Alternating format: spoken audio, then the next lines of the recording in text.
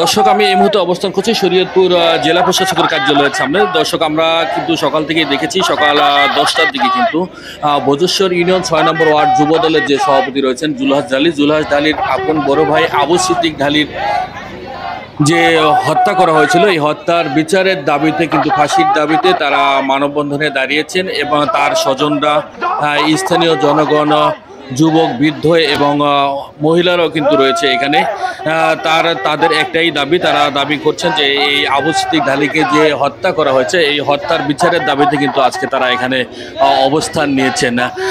আমরা কথা বলে দেখেছি তাদের স্বজনদের সাথে, তারা যেটা জানিয়েছেন যে এই হত্যাকারী যে আসামি রয়েছে, আসামিরা কিন্তু কয়েকজন ধরা পড়েছে, বাকি যারা বাহিরে রয়েছে তারা কিন্তু এই পরিবারের উপর বিভিন্ন ধরনের ভয়ভীতি, ককটেল বিস্ফোরণ সহ কিন্তু বিভিন্ন ধরনের হুমকি ধামকি দিয়ে আসছেন এবং তারাও কিন্তু, যারা জীবিত রয়েছে তারাও কিন্তু প্রাণের ভয়ে রয়েছে, তারা আমাদেরকে যেটা জানিয়েছেন। এছাড়াও আমরা জানতে পেরেছি যে এখানে যেই আসামিদেরকে ধরা হয়েছে সেই আসামিদেরকেও নাকি সঠিকভাবে তাদের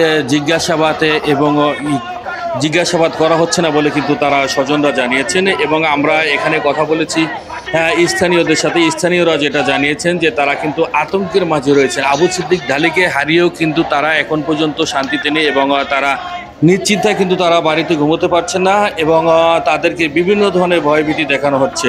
তো আমরা এই ব্যাপারে প্রশাসনের সাথেও কথা বলেছিলাম, তারা কিন্তু জানিয়েছেন যে তাদেরকে আইনগত ব্যবস্থা নেওয়া হচ্ছে এবং তাদের যে গ্রেপ্তারের যে অভিযান, এই অভিযানও কিন্তু তারা অব্যাহত রেখেছেন। কিন্তু আমি এখন কথা বলবো আবু সিদ্দিক ঢালির যে আরেক ভাই রয়েছে, এই ভাইয়ের সাথে আমরা কথা বলে দেখব এবং এই পরিবারের সদস্যদের সাথে কথা বলে দেখব তারা বর্তমান কি ধরনের সমস্যায় ভুগছেন। দর্শক, সঙ্গে থাকুন।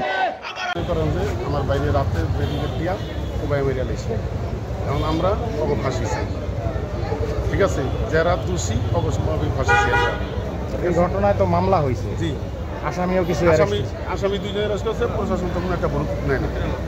আজকে মানববন্ধন করার কারণ যে আসামি ধরেন আসামি বাহিরে ঘুরতেছে, ঠিক আছে, প্রশাসনের কথাগুলো মনে করেন এখন ঠিকানা দিয়েছি, নাম্বার দিতেছি, তারা ঠিক মতো এই কারণে তারা আরও মাঝে মাঝে রাত্রে যে হুমকি দেয় কিছু লোক আছে, এর মধ্যে মনে করেন বিগত 3 দিন আগে 5-7টা ককলেট করেছে, মানে মানুষের আরও আতঙ্কের উল্টা। কী ধরনের হুমকি দেয়? মানে অগনামে মামলা হইলে বা অগনামে কেউ সাক্ষী দিলে, ঠিক আছে, এখন রাখবো না, এরকম করে খেয়ে লাগবো, হ্যান তার মানে ইত্যাদি হল রাখলাম। অগত বাড়িঘর মনে করেন জায়গা স্বল্প লোক, আমরা তো বাড়িঘর নাই, আমাকে মানুষ মারতে ব্যাপার না, এই হলো সমস্যা। এখন আপনারা কী চাইতেছেন? আমরা চাইতে চাবো বিচার এবং ফাঁসি এবং গ্রেপ্তার করে পাবো। দর্শক, আমরা এত সময় কথা বলছিলাম আবু সিদ্দিক ঢালির যে আপন ভাই রয়েছে, ভাইয়ের সাথে, তাই তিনি আমাদেরকে যেটা জানালেন যে আসলে তারা চরমভাবে হয়রানির মাঝে আছে এবং আতঙ্কের মাঝে আছে, তাদেরকে ককটেল বিস্ফোরণ ঘটানো হচ্ছে এবং বিভিন্ন ধরনের ভয়ভীতি কিন্তু দেখানো যাচ্ছে। এখন তাদের একটাই দাবি প্রশাসনের কাছে যে এটার বিচার করা হোক। দর্শক, এই ছিল শরীয়তপুর জেলা প্রশাসকের কার্যালয়ের সামনে থেকে হত্যাকাণ্ডের বিচারের দাবিতে যে মানববন্ধন, এই মানববন্ধন থেকে সর্বশেষ তথ্য।